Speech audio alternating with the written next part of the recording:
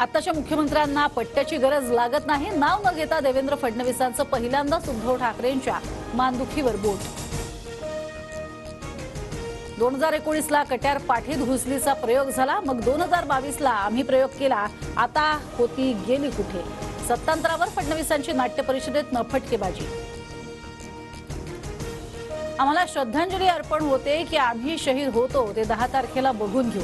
मंत्री गुलाबराव पाटलांचं विरोधकांना उत्तर। शिवसेना आमदार पात्रतेवर 10 तारखेला निकाल काय? मंत्री गुलाबराव पाटील यांच्या वक्तव्याने चर्चा। याच आठवड्यात आमदार पात्रतेवर निकाल येण्याची शक्यता।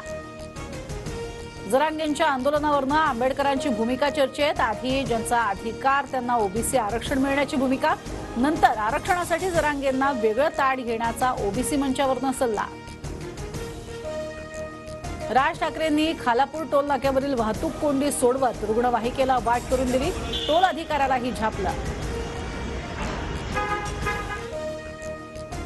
गुजराती मारवाडी महाराष्ट्रात आलेच कशाला? राज ठाकरेंचा माजी राज्यपाल भगतसिंग कोश्यारींना सवाल। महाराष्ट्राचा भूगोल अडचणीत आला असल्याचंही भाष्य। महाराष्ट्र एकसंघ राहू नये यासाठी काहींचे प्रयत्न, पण नेते सत्तेत मशगूल। सध्याच्या राजकारणावर राज ठाकरेंचं भाष्य। शिवडी नावाशिवा पुलामुळे रायगड जिल्ह्याची सुद्धा बर्बादी होणार, राज ठाकरे यांचा इशारा। यवतमाळ वाशिम लोकसभेसाठी शिंदे गटाकडून संजय राठोडांना विचारणा। भावना गवळीं विरोधातलं वातावरण पाहता राठोडांच्या नावाचा विचार। TV9 मराठीला विश्वसनीय सूत्रांची माहिती।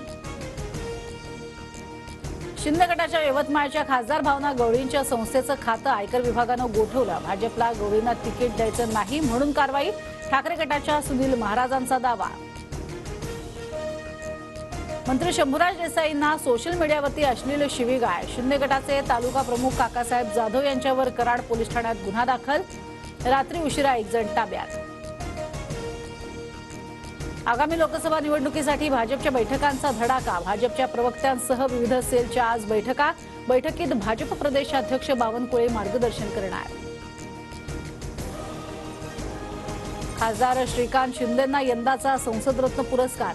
17व्या लोकसभेतील कामगिरीचा गौरव। सर्वोत्कृष्ट 5 सदस्यांमध्ये श्रीकांत शिंदेंचा समावेश। मुख्यमंत्री एकनाथ शिंदे आज नाशिकच्या दौऱ्यावर। पंतप्रधान नरेंद्र मोदींच्या नाशिक दौऱ्याच्या नियोजनाचा आढावा घेणार। 12 जानेवारीला मोदींचा नाशिक दौरा।